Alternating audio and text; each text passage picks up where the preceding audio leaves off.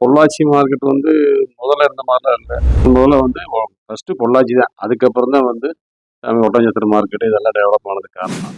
சந்தைகள் பெருகி போச்சு. அதாவது பொள்ளாச்சி சுற்றி 186 சந்தைகள் இருக்குது. கேரளா பார்ட்டியில் அதிகமாக வரதில்லை. விவசாயி அதிகமாக பண்ணுறதில்ல யாரும். எல்லாமே உங்களுக்கு ரியல் எஸ்டேட் போட்டு எல்லாம் தென்னைகள் நிறைய ஆயிடுச்சு. நான் சொல்கிறது 10-15 நிமிஷம் முன்னாடி பார்த்தீங்கன்னா இங்கே மார்க்கெட்டில் இறக்குறதுக்கு இடம் இருக்காது. அந்த அளவுக்கு விவசாய பொருட்கள் வரும். பொள்ளாச்சிங்கிறது வந்து பல கிராமங்களின் கூட்டமைப்பு தான் பொள்ளாச்சிங்கிறது. பொள்ளாச்சி மார்க்கெட் எத்தனையோ மக்களை வாழ வச்ச மார்க்கெட், எத்தனையோ ஏழைப்பாளையில பொழைக்க வச்ச மார்க்கெட்.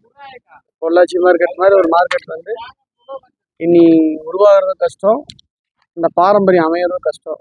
இப்போ ஒரு சில காய்கறிகள் வந்து ஒட்டஞ்சத்திரத்தில் வரும், ஒரு சில காய்கறிகள் வந்து மேட்டுப்பாளையத்தில் வரும், ஒரு சில காய்கறிகள் வந்து பெங்களூர்லேருந்து வரும். இப்போ ஒவ்வொரு ஏரியாவிலிருந்து ஒவ்வொரு பொருட்கள் வரும். இந்த பொருட்கள் எல்லாமே சங்கமமாகிற இடம் தான் இது. நீங்கள் என்ன வேணுமோ உங்களுக்கு தேவையானது வாங்கிக்கலாம், ஃப்ரெஷ்ஷாக வாங்கிக்கலாம். இங்கே பழைய காய்கறி அப்படிங்கிறது வந்து பேச்சே கிடையாது. மார்க்கெட்டில் நீங்கள் பொருள் வாங்குறீங்கன்னா 10 ரூபா கம்மியாகவும் வாங்கலாம், ஃப்ரெஷ்ஷான காய்கறி நீங்கள் வாங்கிட்டு போகலாம். வாழ்க வளமுடன்.